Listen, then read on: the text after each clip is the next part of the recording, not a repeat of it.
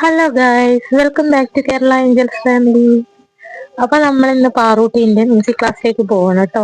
പാറൂട്ടീന്റെ അച്ഛനും പാറൂട്ടീന്റെ കുഞ്ഞുമാവയും പിന്നെ ഞാനും പാറൂട്ടീന്റെ അമ്മ. അപ്പൊ അങ്ങനെ ആ മ്യൂസിക് ക്ലാസ്സിലേക്ക് പോവുകയാണ്. സാധാരണ പാറൂട്ടീന്റെ അച്ഛനും മാത്രമാണ് പോക്ക്.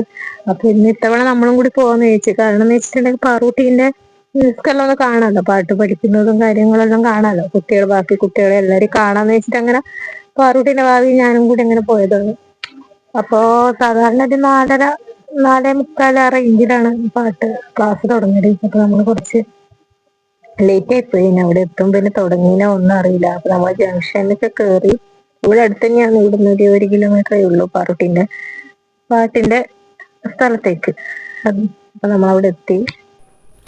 പാറൂട്ടി അതിൻ്റെ സ്റ്റെപ്പെല്ലാം ഇങ്ങനെ കയറുകയാണ് കേട്ടോ. വലിയ ലോങ് ഉടുപ്പായതുകൊണ്ട് പിന്നെ കയറാൻ കുറച്ച് ബുദ്ധിമുട്ടാണ്. അത് ഏറ്റവും 3ാമത്തെ നിലയിലായതുകൊണ്ട് പിന്നെ കയറാൻ കുറച്ച് ബുദ്ധിമുട്ടായതുകൊണ്ട് അവൾ ഉടുപ്പെല്ലാം പൊതിച്ചിടിച്ചിട്ട് അപ്പോൾ കയറുന്നുണ്ട്. അപ്പോൾ നമ്മൾ വാവാന്ന് പറയുന്നത്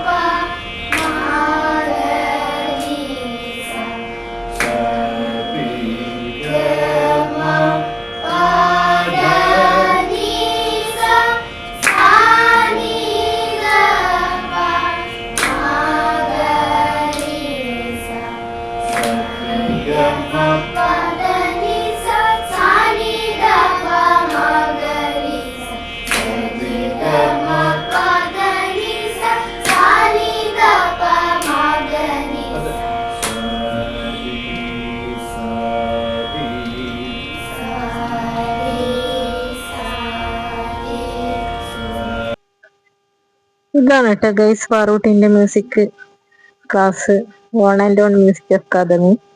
ഇവിടെ മ്യൂസിക് മാത്രം, മ്യൂസിക്കും പിന്നെ ഇൻസ്ട്രുമെന്റ്സ് അങ്ങനെ അതിന്റെ എല്ലാം ആണ് ഉള്ളത്. കർണാടക സംഗീതം, തബല, മൃദംഗം അങ്ങനത്തെ കാര്യങ്ങളിലാണ് ഇവിടെ പഠിപ്പിക്കുന്നത്.